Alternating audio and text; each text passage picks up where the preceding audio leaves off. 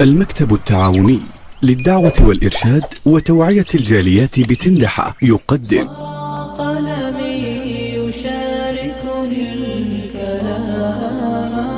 يشاطرني المحبة والهيام وينثر شعره درا مضيئا لصحب طيبين هناك بسم اللہ والحمدللہ والصلاة والسلام علی رسول اللہ اما بعد۔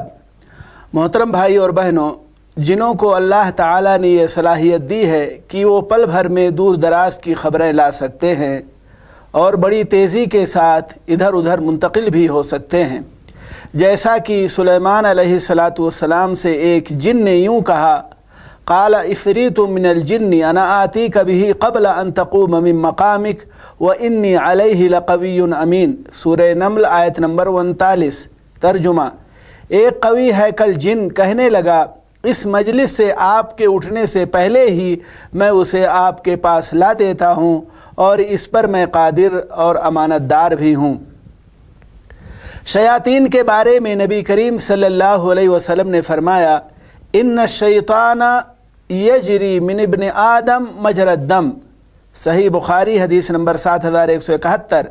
یعنی شیطان انسان کے اندر خون کی طرح دوڑتا ہے۔ ان سب کے باوجود بھی جن و شیاطین غیب کا علم نہیں رکھتے، جیسے کہ اللہ تعالیٰ کا فرمان ہے، قل لا يعلم من في السماوات والارض الغیب الا اللہ، سورہ نمل آیت نمبر 65، یعنی اے نبی فرما دیجئے کہ جو بھی آسمانوں اور زمین میں ہیں